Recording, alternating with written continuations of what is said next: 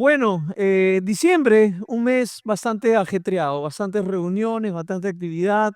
eh, y por eso es que quisimos hacer esta serie de Adviento, que empezó la semana pasada, porque Adviento tiene que ver con esa expectativa, ir generando expectativa, ir alineando nuestros corazones para celebrar realmente la Navidad como debe ser.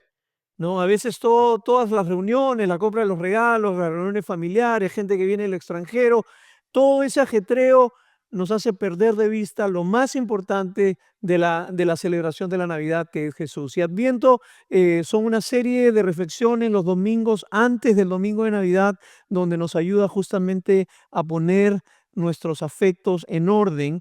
Y justamente hoy día vamos a reflexionar sobre uno de esos textos muy conocidos, una profecía bíblica escrita por el profeta Isaías, que es el que acaba de leer Sophie, acerca de aquel que nacería siglos después, pero justamente vamos a ver 4 nombres que le da Isaías proféticamente a quién era ese Jesús. Y realmente lo que quisiera es que este mensaje del día de hoy nos llene de esperanza, nos llene de expectativa, nos llene realmente de poder asombrarnos que aquel niño que celebramos en Navidad es mucho más que el niñito Jesús, ¿no? Y creo que es bueno también, hombre araña, bienvenido. eh, Es bueno recordar que aquella noche, por más que cantamos muchas veces noche de paz, noche de amor, o cantamos algunas canciones que no tienen sentido, ¿no? Como algunos villancicos, sopa le dieron al niño, no se la quiso tomar. ¿Qué más dice? Como estaba tan dulce, se la tomó San José, creo. No sé cómo es, ¿no? Unas canciones que cantamos en Navidad que en realidad no sabemos de dónde salieron. Pero lo que quiero decirles es que aquella noche era muy lejana de una noche de paz. No lo voy a leer ahora, pero Apocalipsis 12, en realidad, si lo quieres leer, míralo en contraste, Apocalipsis 12. Sé que hay muchos en BSF que están estudiando Apocalipsis ahora, pero Apocalipsis 12 narra la gran guerra cósmica que se desató en el cielo en el momento en que Jesús nacía. Había toda una guerra. Y dice justamente Apocalipsis que la serpiente antigua, el dragón, persiguió a la mujer que iba a dar a luz un hijo, ¿no? La mujer para muchos puede significar Israel, puede significar la iglesia, puede significar María, pero lo dice claramente al final, al margen de cualquiera de esas cosas, es que la serpiente antigua, el enemigo de Dios, declaró la guerra. En ese momento declaró la guerra literalmente contra el descendiente de la mujer, que es Jesús, pero también con todo aquel que se identificara con el descendiente de la mujer. Es decir, ese día el enemigo de Dios, la serpiente antigua, nos declaró la guerra a nosotros. ¿Ok? Así que a la luz de ese contexto de guerra espiritual, de ese contexto de incertidumbres, de luchas, de adicciones, de conflictos relacionales, a la luz de eso es que yo quiero que tú leas nuevamente ese texto de Isaías, esa profecía de Isaías. 4 nombres utiliza el profeta Isaías para describir aquel que nacería en Belén, y es aquel que está disponible para ti hoy, de la misma manera como lo estuvo. El primer nombre que va a utilizar es el de admirable consejero, Reina Valera, nueva traducción viviente, consejero maravilloso. Lo digo porque algunos me dicen, pastor, yo me he aprendido ese versículo de memoria en Reina Valera, no le cambie el nombre. Bueno, es lo mismo, ¿ya? Jesús, consejero maravilloso, Jesús, Dios poderoso, el segundo nombre que le da, Jesús, Padre eterno, tercer nombre, cuarto nombre, Jesús, príncipe de paz. Príncipe de paz. Y estos son más que títulos, porque cada uno de estos nombres responde a las más profundas necesidades que nosotros tenemos el día de hoy también. Así que vamos a ver el primer nombre, consejero maravilloso o admirable consejero. ¿Ya? Todos los días tenemos que tomar decisiones. Todos los días tenemos que tomar decisiones importantes, muchas veces. Algunos psicólogos dicen de que aproximadamente entre 3 y 5 veces al año estamos enfrentados a situaciones que uno podría decir son de vida o muerte. Decisiones acerca de tu salud, ¿Me opero? ¿No me opero? ¿Qué puede salir bien? ¿Qué sale mal? Decisiones en cuanto al trabajo que probablemente te pueda costar lo que sea que decidas, perder el trabajo. Decisiones como mudarte de país. Decisiones que muchas veces son complejas, que te ponen entre la espada y la pared, que no importa lo que decidas, alguien va a salir lastimado. ¿Alguna vez te has sentido así? Si digo sí, esta persona se va a lastimar. Si digo no, esta persona se va a lastimar. O agrado a mis hijos, o agrado a mi esposo, o agrado a mi padre, agrado a mi... La vida está llena de situaciones en las que necesitamos consejo.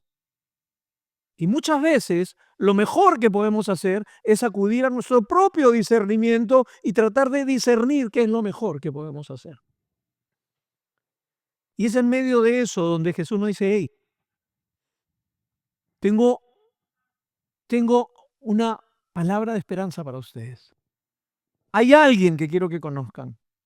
Se llama Jesús y Él es no solamente un consejero, Él es un consejero maravilloso. Es decir, su consejo es siempre correcto. Ahora, yo sé que de repente con la cabeza digas, sí, sí, sí, claro, yo creo que el consejo de Jesús, pero ¿cómo rayos hago para escuchar el consejo de Jesús? Porque yo le pregunto, no escucho.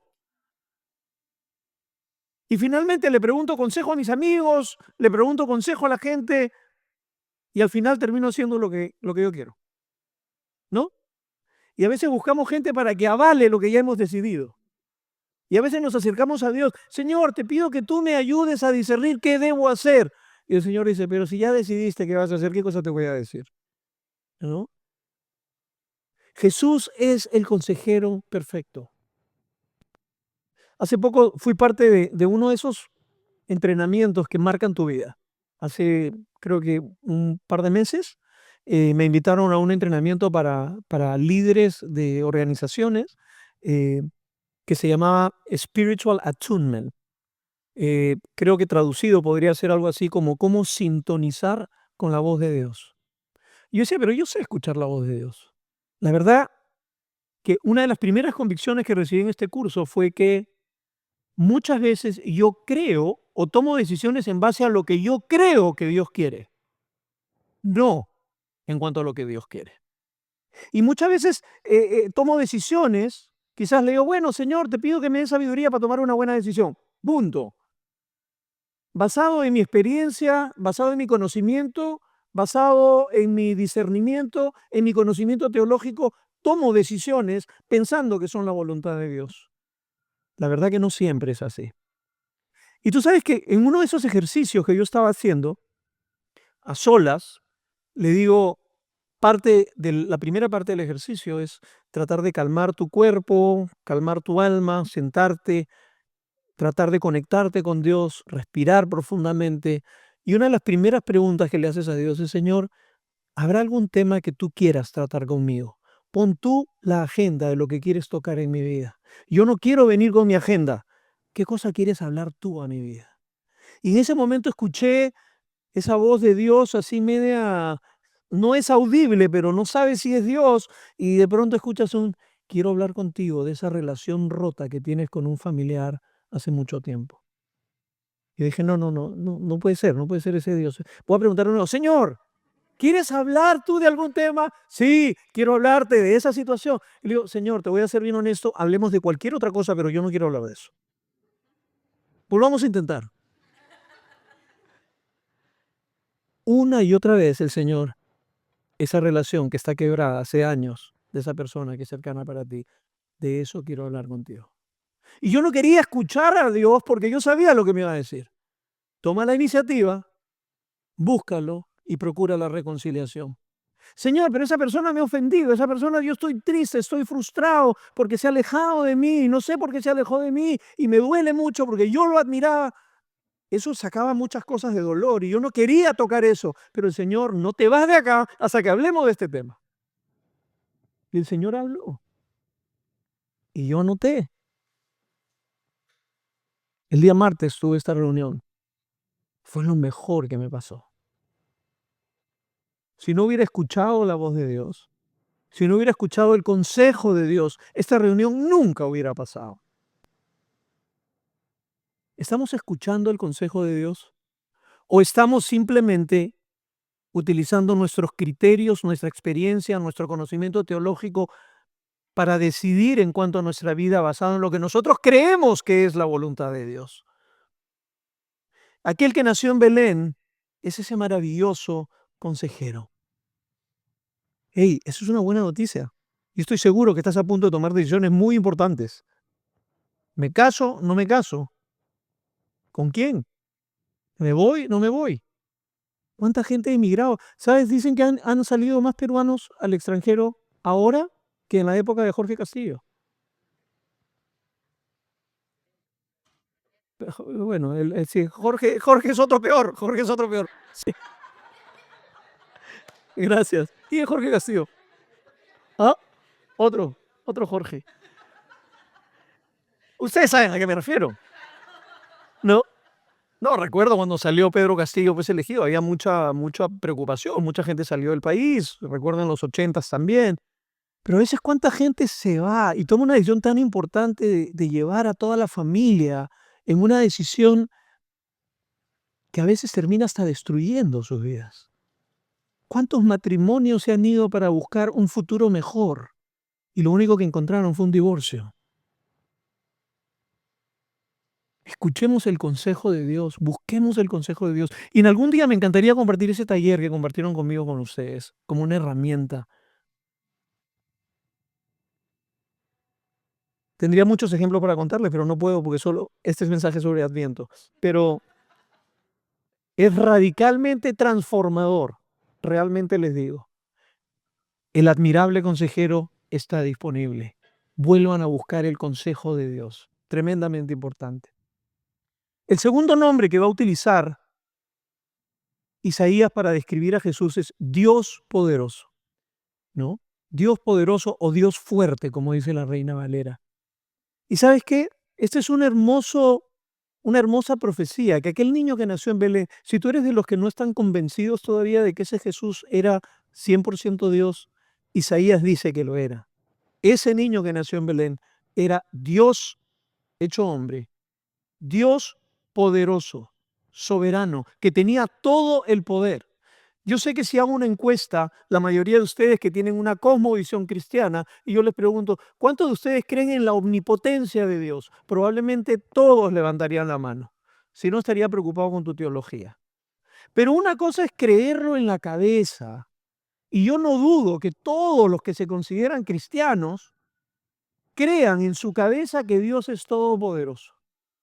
Lo que sí dudo es que crean en su corazón que realmente Dios tiene el poder para transformar tu propia vida, para rescatarte de tus propios demonios, para librarte de tus propias cadenas.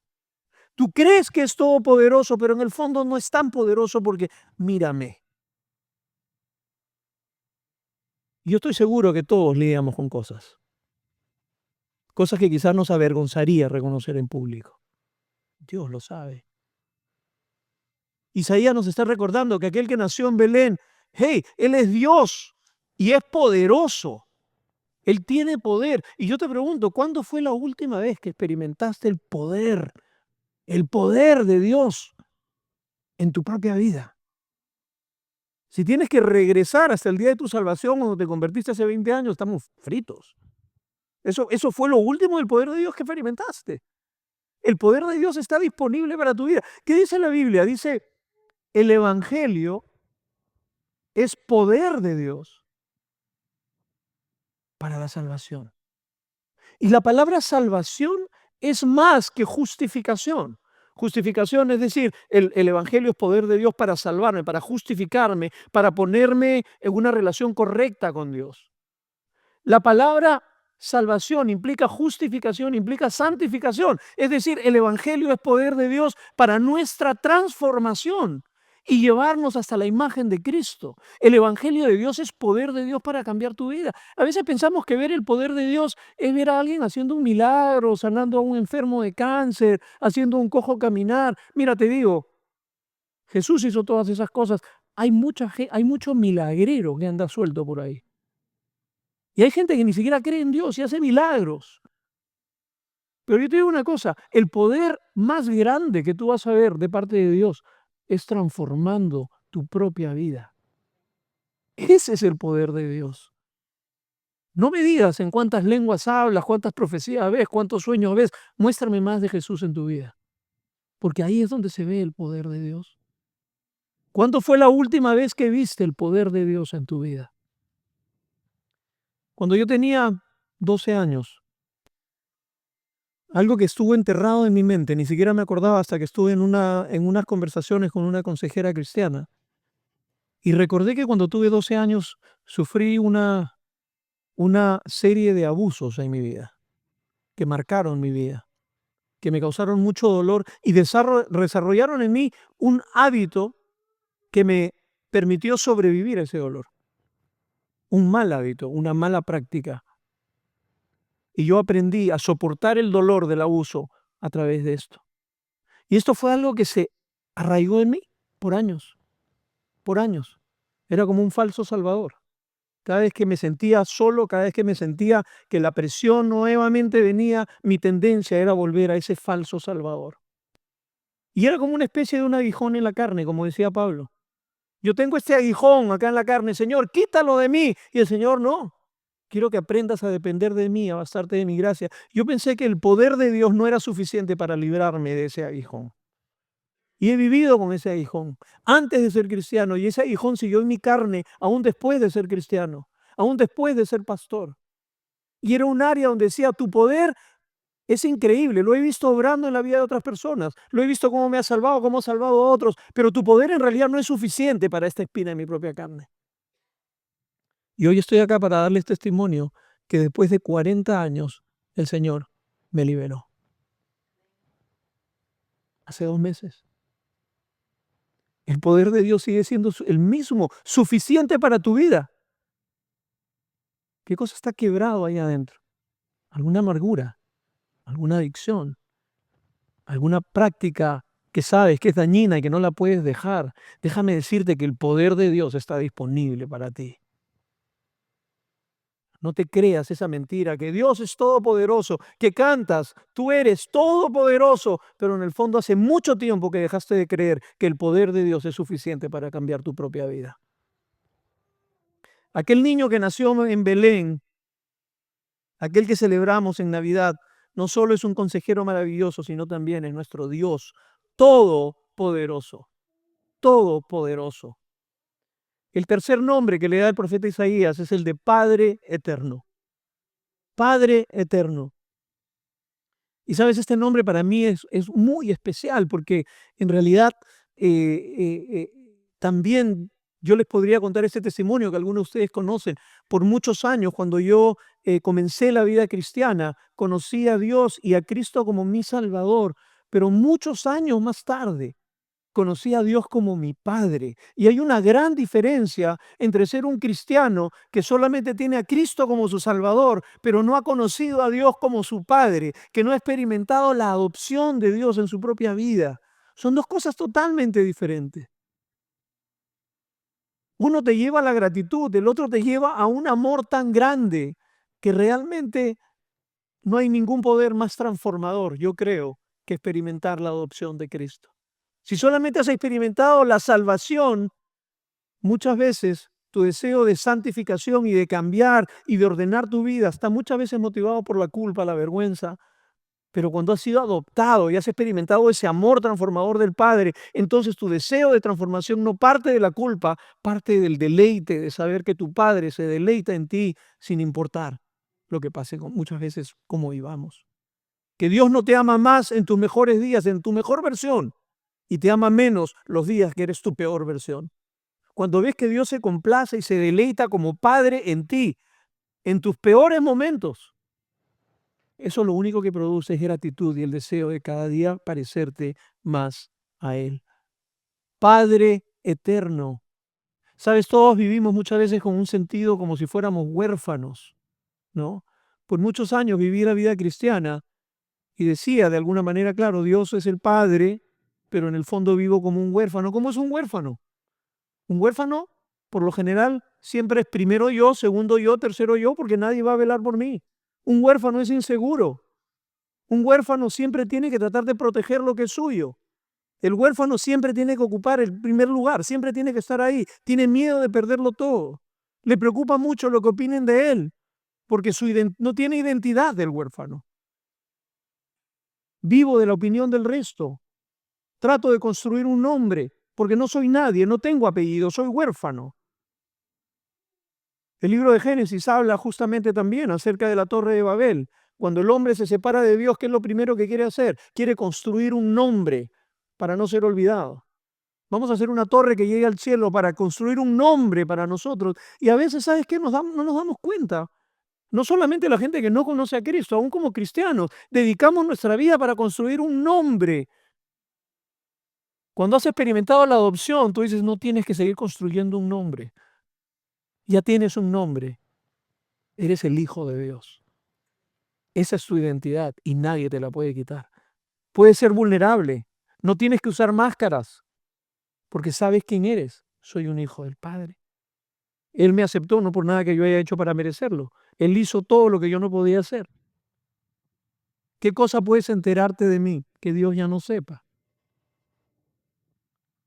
Padre eterno. Y sabes, esta es una de las verdades más transformadoras de la vida cristiana, ¿no? Una vez un teólogo dijo, ¿quieres saber cuánto una persona conoce verdaderamente a Dios? Pregúntale cuánto conoce a Dios como su Padre. Si no has conocido a Dios como un Padre, y si no has tenido una figura paterna de la cual puedas hacer referencia, no importa. Él es el Padre perfecto que quizás tú y yo no hemos tenido.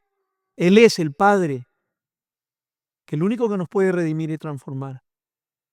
Así que recuerda que el Jesús que celebramos en Navidad no solo es nuestro consejero, no solamente es nuestro Dios poderoso, es también nuestro Padre eterno y finalmente es nuestro príncipe de paz. Hace un par de semanas hablamos de que la palabra paz venía de la palabra, ¿se acuerdan? Shalom, ¿no? Acá dice Shalom. Él es el príncipe del Shalom.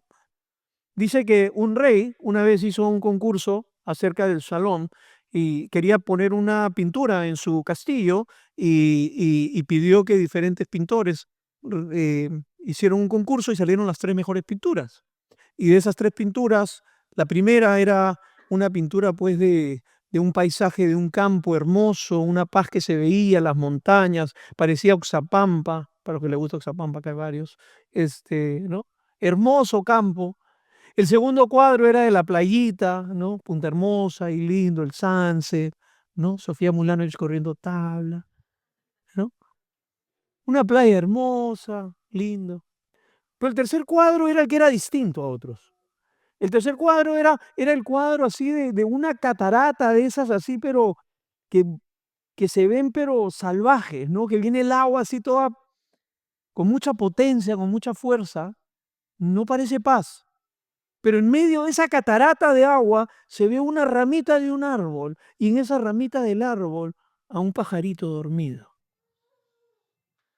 ¿Cuál crees que fue el cuadro que el rey escogió? ¿Cuál? La catarata, ¿no? ¿Por qué? Porque el shalom de Dios es más como esa catarata que como el sunset. El shalom de Dios es algo que no depende de las circunstancias externas. Es algo que viene como un regalo de Dios para que puedas experimentar paz como ese pajarito y dormir aunque todo se esté cayendo alrededor tuyo. Descansar porque Dios está contigo. Y dice que aquel niño que celebramos en Navidad es el príncipe del Shalom. Si tú tienes a Cristo, hay circunstancias dolorosas en la vida y te van a doler y te van a seguir doliendo. Pero ese Shalom que produce Cristo al estar contigo en medio de cualquier circunstancia es algo que solamente Él te puede dar. Así que mientras vamos preparando el corazón para esta Navidad, yo quiero que vayas anticipando la Navidad, celebrando justamente esto, ¿no? ¿Cuál es la verdad? ¿Cuál de estos nombres es el que necesitas escuchar hoy? ¿Cuál es el consejo que necesitas en tu vida hoy? Mira, si eres una persona que no nunca has visto a Dios como alguien en quien confiar, alguien que puedas conocer su voluntad, yo te voy a decir que la voluntad de Dios para tu vida es que puedas venir a Él y confiar en Él, puedas hacerlo el Señor de tu vida. Él no vino a restringir tu vida, Él no vino a quitarte, Él vino a dar su vida por ti. Así que el consejo para ti que estás quizás lejos, nunca has tomado una decisión por Cristo, que tú le digas, Señor, yo quiero, yo quiero seguirte. Creo que es la mejor decisión. Para quizás los que son creyentes de muchos años y quizás los mismos años ya les han robado un poco el asombro y la confianza en el poder de Dios. Quiero animarles. El consejo de Dios para ustedes es que vuelvan a creer como un niño. Que lo mejor no está mirando atrás en lo que ya Dios hizo en tu vida. Que lo mejor está mirando hacia adelante en lo que Dios quiere seguir haciendo en tu vida. Vuelve a confiar. Vuelve a poner tu vida en las manos del Señor. Vuelve a seguir esperando milagros de Dios en tu vida. Y recuerda, si eres de lo que estás viviendo tu vida cristiana, quizás como un huérfano, o quizás no eres cristiano y te sientes como un huérfano en realidad, que nadie se preocupa por ti, Cristo hoy está para ofrecerte esa adopción y recordarte que eres un hijo amado, que no tienes que seguir construyéndote un nombre fuera. Él tiene el nombre, Él te da una familia y es tan segura que es para toda la eternidad. Y finalmente, el shalom que tanto buscamos, Jesús es el príncipe del shalom. El shalom que viene, que solamente se puede recibir, que tú no puedes forjar ni crear. A veces vivimos toda la vida tratando de crear seguridad, crear ese estado de paz para todos los nuestros y siempre nos es esquivo. Recuerda que el shalom no está en un lugar, el shalom no está en una cantidad de cuenta bancaria, el shalom no está en un título, el shalom está en la presencia de Jesús en tu vida.